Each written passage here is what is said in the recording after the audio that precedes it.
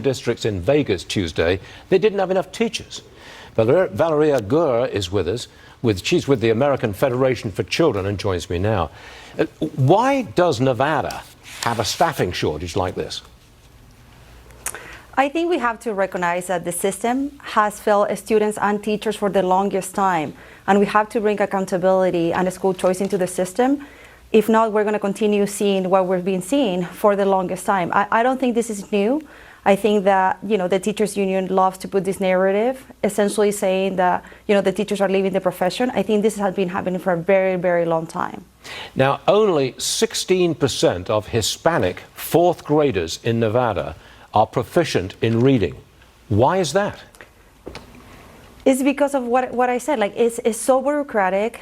Nevada doesn't have a school choice program that is robust. Perhaps the teachers union that is complaining about their own system block all the initiatives that we have during the legislative session. The governor allocated record funding for public schools, $2 billion and funding for teachers' raises. And the reality is that we continue doing the same things. Every single year since I live in this state, I have been seeing the same narrative. We need more money, but zero accountability. And we have a big monopoly. Like what you mentioned about students not being proficient, that's happening across the board. 20% of students are not proficient at reading in this state. 14%, as you mentioned, Hispanics are proficient at reading in fourth grade, and only 10% for African American students. It's really unacceptable what is going on in this state, and what we have to do is continue fighting for a school choice, because what it took us here is the monopoly that the same teachers union have put over and over. Money is not the only answer to our problem. And they need to answer the questions to the teachers. Where is the money going?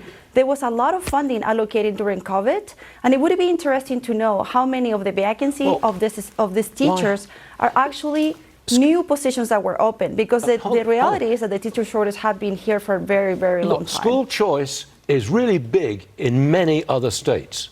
Some have gone full tilt to school choice. Why not Nevada? What's holding things up in Nevada?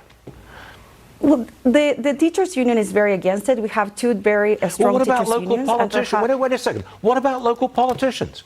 If the performance of students in reading is so poor, aren't there politicians demanding change? Where are they?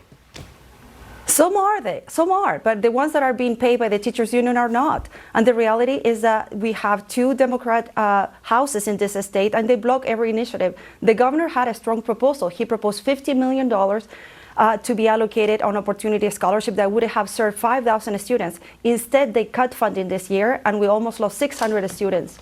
So that's the answer. They don't want it because the teachers union say no. Your argument is with the Democrats who are holding up school choice. That's the argument here, isn't it?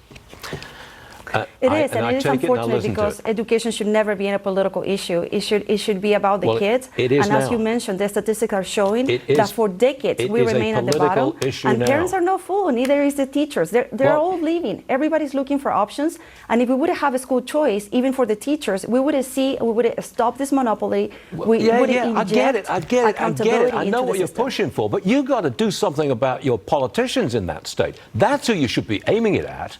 If they're blocking the school door to progress, say it. Get out there.